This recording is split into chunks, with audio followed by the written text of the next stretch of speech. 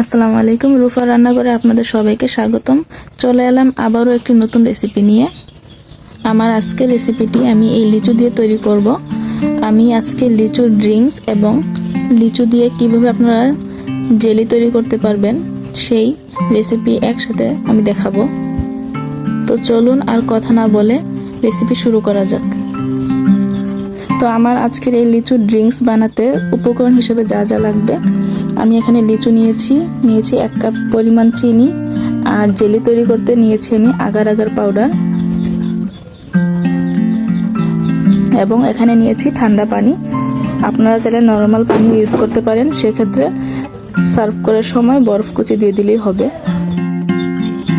আমি আমার লিচুগুলোকে ভালোভাবে খোসা ছাড়িয়ে বিচি ছাড়িয়ে নিয়েছি।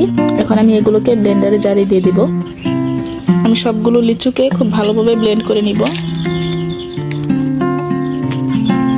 আমার লিচুগুলো বেশি মিষ্টি না হওয়ার কারণে আমি এখানে চিনি এড করে দিচ্ছি। এখন দিয়ে দিব সামান্য পরিমাণে পানি। এখন সবগুলোকে ভালোভাবে ব্লেন্ড করে নিব। আমার লিচুগুলো ব্লেন্ড করা শেষ। এখন আমি এখান থেকে কিছুটা লিচু উঠিয়ে নিব জেলি তৈরি করার জন্য। জেলি তৈরির জন্য আমি চুলায় একটি হাঁড়ি বসিয়ে দিয়েছি। এখন সেখানে আমি দিয়ে দিব আগার আগার পাউডার। আমি তো চুলাটা এখনো অন করিনি। আমি এখানে 1.5 চা চামচ আগার আগার পাউডার দিয়ে দিব। আমি আগার আগার পাউডারটাকে খুব ভালোভাবে মিশিয়ে নিয়েছি। এখন আমি চুলাটা অন করে দিব। আমি চুলা অন করে দিয়েছি। এখন এটাকে অনবরত নাড়তে থাকবো এবং ভালোভাবে একটা বলক উঠিয়ে নিব। আমার জুসটা খুব ভালোভাবে বলক চলে এসেছে। এখন আমি এটাকে নামিয়ে নিব। আমি কিন্তু জেলিটা তৈরি করার প্রথমে জুসের মধ্যে কিছুটা পরিমাণে পানি দিয়েছিলাম, যাতে বেশি ঘন না হয় জুসটা। আপনারা যদি ঘন জেলি চান তাহলে অবশ্যই পানিটাকে স্কিপ করে দিবেন। এখন আমি এটাকে ঢেলে নিচ্ছি। আমি আমার জেলিটাকে ঢেলে নিয়েছি। এখন আমি এটাকে ঠান্ডা হতে দিব। ঠান্ডা হয়ে গেলে তারপর আমি এটাকে কিছুক্ষণ ফ্রিজে রেখে তারপর এটাকে কেটে নিব। আমার জেলিটা ঠান্ডা হয়ে গিয়েছে। আমি এখন এটাকে কিউব করে কেটে নিয়েছি। এখন আমি এটাকে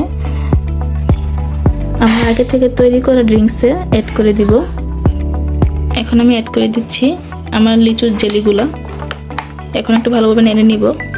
এখন দিয়ে দিব বরফ কুচি।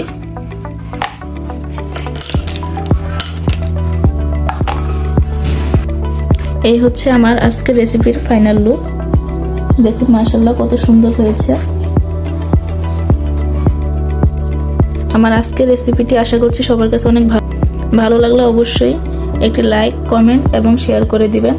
আর যারা যারা আমার চ্যানেলটি এখনো সাবস্ক্রাইব করেননি তারা প্লিজ আমার চ্যানেলটি সাবস্ক্রাইব করে দিবেন।